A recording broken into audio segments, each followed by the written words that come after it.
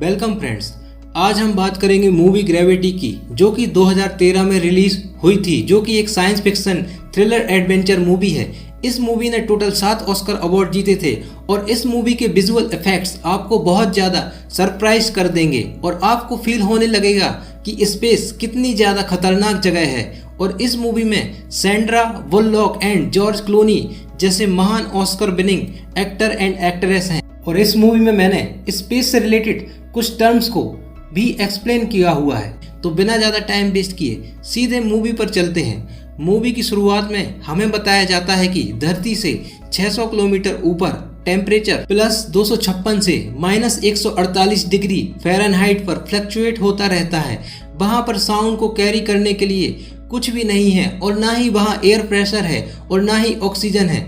Space में जीना impossible है। इसके बाद हमको अर्थ का एक बहुत ही ज़्यादा सुंदर व्यू देखने को मिलता है, जो मन को बहुत सुकून देता है। जिसके बाद हबल टेलीस्कोप फ्रेम में आता है, जहाँ पर वो स्पेस शटल एक्सप्लोरर हबल से अटैच होता है और एक एस्ट्रोनॉट्स की टीम हबल पर कुछ हार्डवेयर अपडेट करने में लगी होती है। जिस टीम में डॉक्टर स्टोन पहली बार स्पेस के सफर पर आई होती हैं और हबल में एक स्कैनिंग सिस्टम को इंस्टॉल कर रही होती हैं। अगर रियलिटी में देखा जाए तो हबल टेलीस्कोप 1990 में अर्थ की ऑर्बिट के लिए लॉन्च किया गया था, जो कि 547 किलोमीटर ऊपर स्पेस में अर्थ के चक्कर लगा रहा है।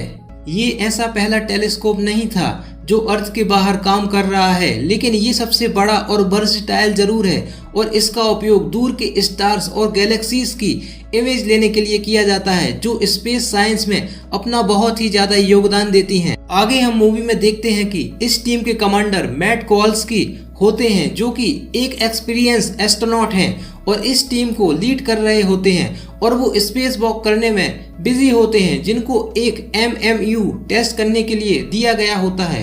अब ये MMU क्या कहलाता है? असल में MMU एक मैन्ड मैन्यूवरिंग यूनिट है, जो एक एस्ट्रोनॉट को बिना रस्सी बांधे स्पेस में स्पेस वॉक करने में मदद करता है।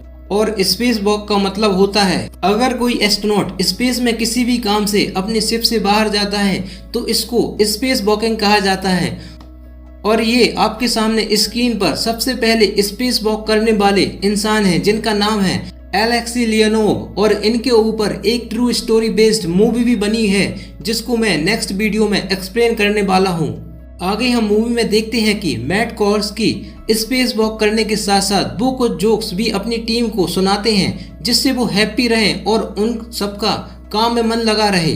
तभी अचानक से मिशन कंट्रोल से उन्हें एक इमरजेंसी मैसेज आता है कि एक्सप्लोरर मिशन अबॉर्ट, यानी कि आप लोग अब मिशन बंद कर दें और वहां से निकल जाएं। उनका कहना होता है कि रशियंस ने अपने ही एक स्पाई सैटेलाइट को मिसाइल से उड़ा दिया है, जिससे वो कई टुकड़ों में टूट गया है और दूसरे सैटेलाइट को भी नुकसान पहुंचा रहा है और वो सब टुकड़े अब आप लोगों की तरफ आ रहे हैं। वैसे इस कचरे के ढेर को स्पेस डेब्रिस बोला जाता है। बेसिकली ये खराब हो चुके सैटेलाइट और स्पेसशिप के टुकड़े होते हैं और ये बहुत स्पीड से ऑर्बिट में घूमते रहते हैं। कम्युनिकेशन सैटेलाइट्स के बर्बाद हो जाने के कारण उन सबका मिशन कंट्रोल से संपर्क टूट जाता है। थोड़ी देर बाद कुछ टुकड़े एक्सप्लोरर और हबल से टकरा जाते हैं, जिससे हबल टूट जाता है और डॉक्टर स्टोन इम्पैक्ट से पैदा हुए मोमेंटम के कारण मिशन साइट से स्पेस में आउट ऑफ कंट्रोल होकर गोल गोल घूमते हुए वहां से दूर जाने लगती हैं।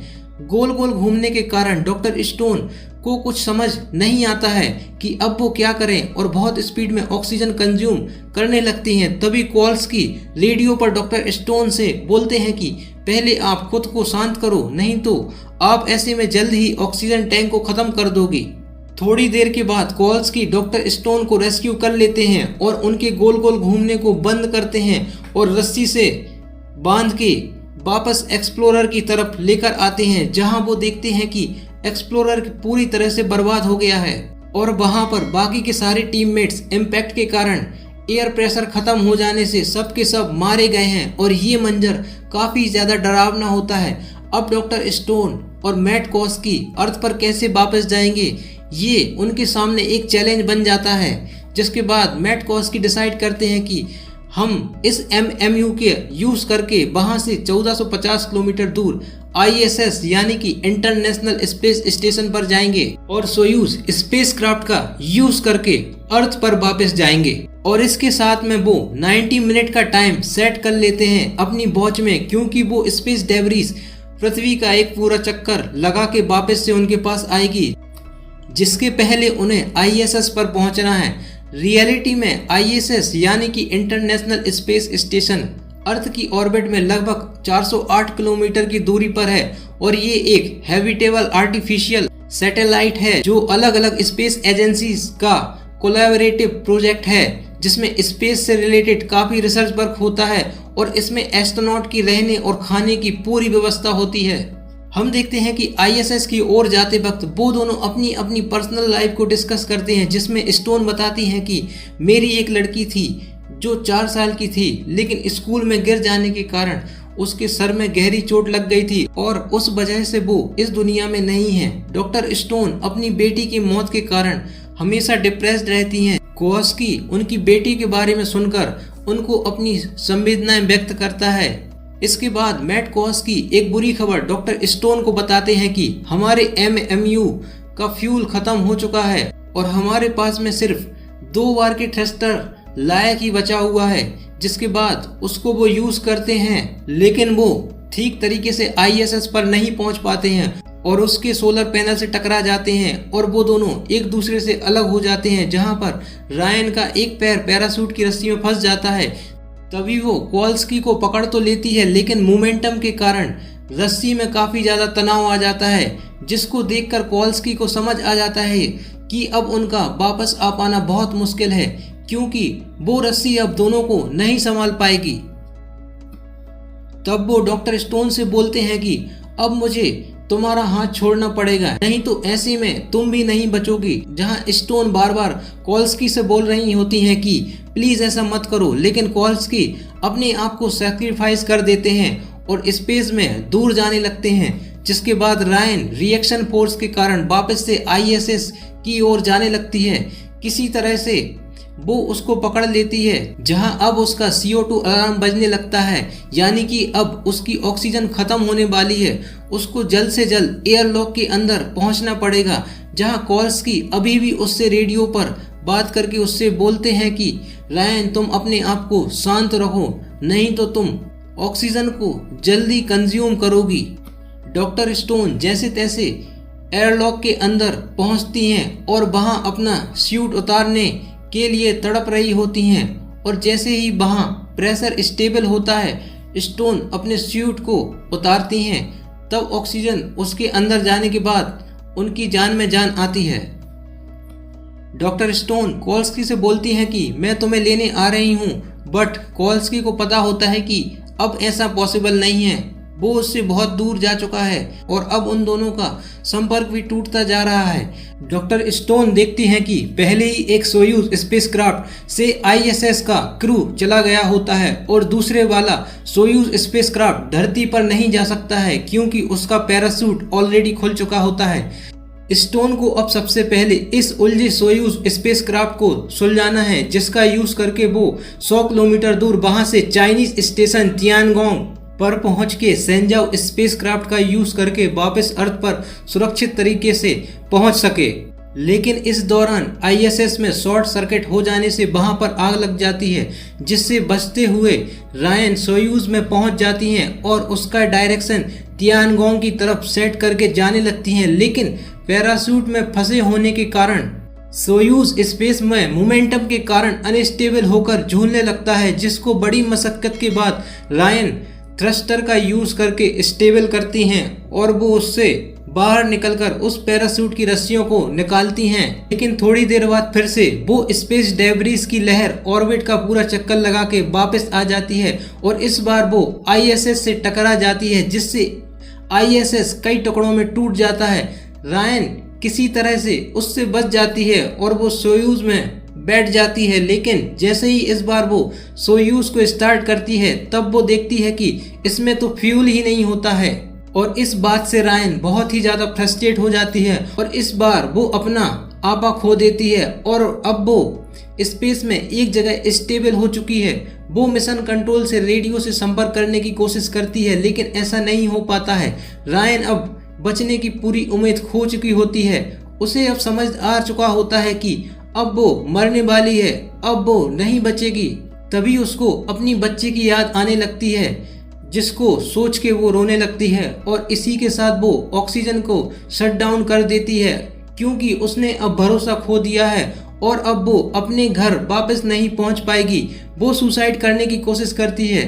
रायन थोड़ी देर बाद में ही अनकॉन्शियस होने लगती है, जिसके बाद वहां पर कॉल्स्की आ जाते हैं। वो उससे बोलते हैं कि तुम इतनी जल्दी हार मत मानो रायन, तुम्हें कोशिश करनी चाहिए, तुम्हें अपने घर पहुंचना ही है। असल में कॉल्स्की का वापस आना रायन के दिमाग की एक इमेजिनेशन होती है, जो उसको सेल्फ मोटिवेट करके हिम्मत दे रही होती है। बेसिकली अब यहाँ रायन को समझ आ जाता है कि कॉल्स्की के उसके लिए किए गए सेक्रीफाइस को वो बर्बाद नहीं जाने देगी। तब वो सोयूज का मैनुअल पढ़ती है तो उसे समझ आता है कि इस क्राफ्ट में एक सॉफ्ट लैंडिंग रॉकेट है। Soft landing rocket space craft का एक ऐसा हिस्सा होता है जिसमें एस्ट्रोनॉट अर्थ पर आते हैं और अर्थ की सतह पर लैंडिंग करते वक्त ये जोर से ना गिरे, इसलिए इसमें रॉकेट्स लगे होते हैं जो इसे डैमेज और डिस्ट्रक्शन से बचाते हैं। रायन अब इन्हीं रॉकेट का यूज करके तियानगोंग स्पेस स्टेशन तक जाने लगती है, लेकिन उसे समझ आ जाता है कि तियानगोंग तक पहुंचने के लिए उसे इससे बाहर निकलना पड़ेगा। तभी वो इस कैप्सूल से बाहर निकल जाती है और अपने साथ में एक फायर एक्सटिंग्विशर ले लेती है, जिसका उपयोग वो थ्रस्टर की तरह करती है और बड़ी मशक्कत से वो तियानगोंग स्टेशन तक पहुंचती है, जहां उसे समझ आता है कि अब तियानगोंग भी अपना एल्टीट्यूड खो रहा है। इसलिए रायन को जल्द से जल्द सेंजाओ स्पेसक्राफ्ट का यूज करके अर्थ पर पहुंचना है, जिसके बाद वो किसी तरह से उसमें बैठ के उसको सही टाइम पर अनडॉक करके वहां से निकल जाती है। लेकिन मलबे का एक टुकड़ा उससे टकरा जाता है, जिससे वो कैप्सूल थोड़ा डैमेज हो जाता है और एटमॉस्फेरिक फ्रिक्शन के कारण वो उसे बहुत ज़्यादा हीट होने लगता है, जिससे उसके इंटरनल कंपोनेंट बर्न होने लगते हैं।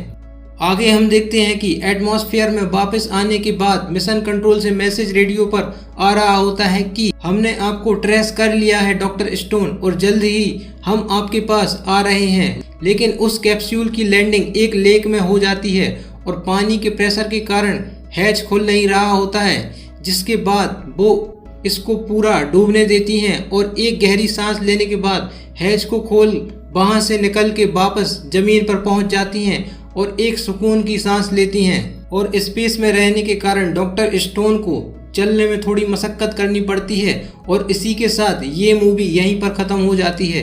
बेसिकली ग्रेविटी एक स्पेस मिशन की मूवी है, लेकिन स्पेस में कुछ गड़बड़ हो जाने के कारण ये पूरी तरह से एक टेंशन से भरपूर सर्वाइवल मूवी बन जाती है, और जिसका एक एक फ्रेम आपको अपनी सीट पर पकड़ के रखता है।